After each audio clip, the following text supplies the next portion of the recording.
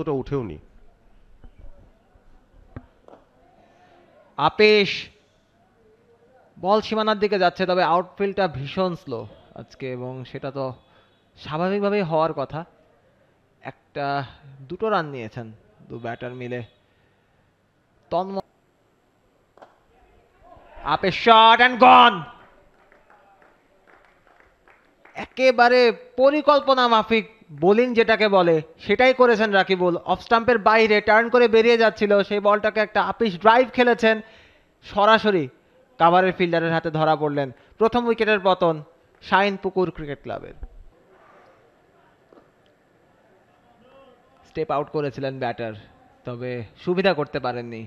Straight to the fielder, dot ball. আবারও step out করে অফের উপর দিয়ে হয়তো বা হাতে পেয়ে, ইনফ্যাক্ট ডান হাতে পেসার। এইবারে শট কিন্তু কানেক্ট হয়েছে, straight to the fielder. Rakibul হাসানকে কিন্তু আপনি খেলার বাইরে রাখতে পারবেন না। যেখানেই আপনি সফলতার মুখ দেখবেন সেখানে রাকিবুল হাসান কিন্তু চলে আসছেন। দ্বিতীয় উইকেটের পতন শাহিনপুকুর ক্রিকেট ক্লাবের। অনিক সরকার ব্যর্থ মনোরথে ফিরে যাবেন কোনো রান যোগ না করেই। এবং আজকে যারা ম্যাচ পরিচালনার দায়িত্বে ছিলেন শুরু থেকেই বেশ তৎপর থাকতে হয়েছে তাদের। ম্যাচ রেফারি আজকে ছিলেন এনামুল হক মনি। শেষ বলে স্লক সুইপটা কিন্তু ব্যাটে বলে হয়েছে, straight to the fielder. What a catch! Mehrob লুফেছেন ক্যাচটা। দুর্দান্ত Rahmatullah, you have to go. তৃতীয় উইকেটের পতন শাহিনপুকুর ক্রিকেট ক্লাবের। কি অসাধারণ একটা ক্যাচ! পুরো কৃতিত্ব ফিল্ডারকে দিতে হবে। এবং আবারও একটা ভালো ফিল্ড সেটআপের পুরস্কার পেল আবাহনী লিমিটেড। বলটা করেছেন, টার্নের সঙ্গে শট খেলেছেন। ব্যাটার হয়তো ভাববেন এখান থেকে রান পাওয়া সম্ভব, তবে না। কি দুর্দান্ত জাজমেন্ট! অসাধারণ! বাঁ দিকে ঝাঁপিয়ে পড়ে অনেকটা সুপারম্যানের কায়দায় ক্যাচটা লুফে নিয়েছেন S M Mehrob. The double M strike caught Mehrob, bowled Mosaddek রহমতুল্লাহর ইনিংসটা শেষ হলো 10 রানে। শর্ট বলও চলে আসতে পারে, দেখা যাক, সেদিকে সাবধান থাকতে হবে। একটা quick single, direct throw, could have been a run out.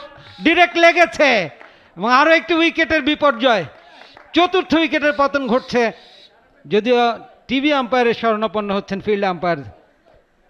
Batter কিন্তু হাঁটা শুরু করেছেন ডাগ আউটের দিকে। He knows his position, well short of crease. আগেই বলছিলাম মিড অন উপরে। দেখা যাক আম্পায়ারের জন্য সিদ্ধান্তটা কেমন হয়। টিভি স্ক্রিনের দিকে যেহেতু ইঙ্গিত করা হয়েছে, থার্ড আম্পায়ার সাজিদুলের জন্য একটা সিদ্ধান্তের বিষয় থাকবে। রাফসান আসছিলেন, ডিরেক্ট হিট মানেই টাচ অ্যান্ড গো। বিপদ হতে পারে, হয়ে গেছে।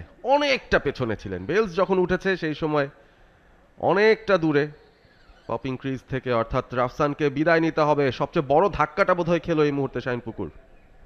অ্যাবসলিউটলি।